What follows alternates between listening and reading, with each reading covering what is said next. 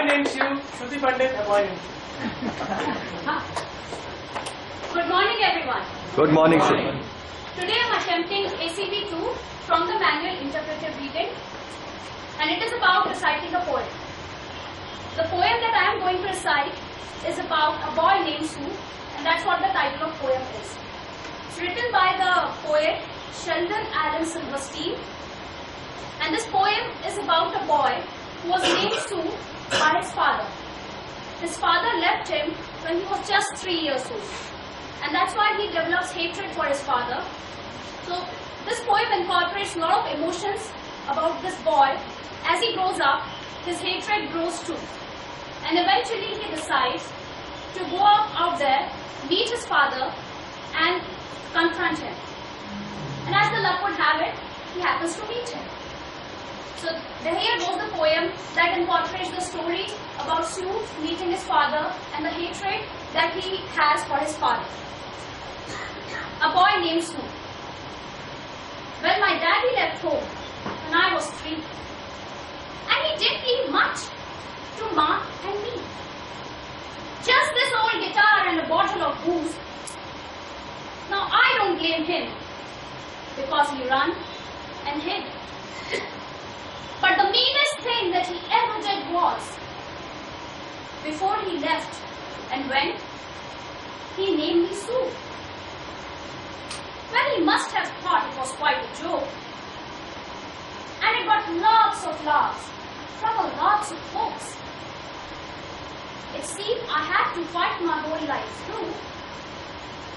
Some girl would giggle and I would get red.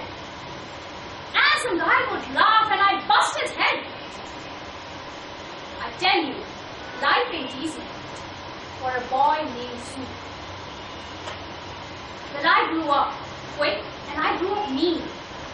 My fists got harder and my wits got keen. Roamed from town to town to hide my shame. But I made me a vow to the moons and the stars. I searched the honky-tonks and bars and killed that man that gave me that awful name. But it was Gatlinburg in mid-July, and I just hit town and my throat was dry. I thought I'd stop myself and have a brew at an old salon in a street of mud, and at a table delay sat the dirty, mangy dog that made me Sue. Well, I knew that snake was my own sweet dad from a worn-out picture my mother had. And I knew the scar on his cheek and his evil eye.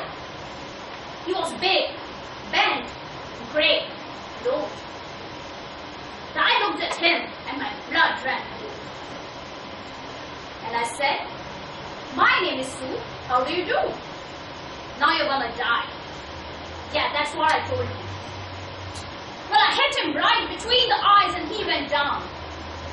But to my surprise, he came up with a knife and cut off a piece of my ear. And I busted a chair right across his teeth.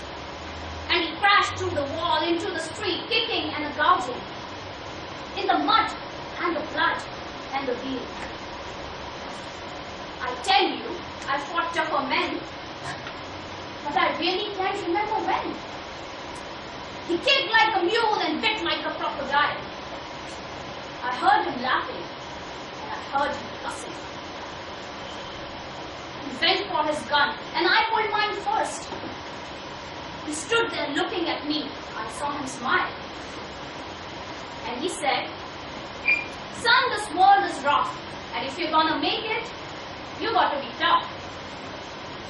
And I knew I wouldn't be there to help you along, so I gave you that name, and I said goodbye. I knew you'd have to get tough or die. And it's that name that helped to make you strong. Yeah, he said, "Now you've just fought one hell of a fight. And I know you hate me, and you've got the right to kill me. Now I wouldn't blame you if you do, but you ought to thank me. Before I die for the gravel in your guts and the spit in your eye, because I am the guy have named you Sue. Yeah, what could I do? What could I do? I got all choked up, and I threw down my gun. I called him Pa, and he called me son. And I came away with a different point of view. And I think about him now and then.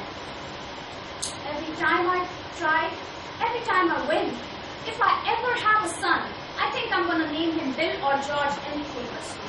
Over to you, Toastmasters.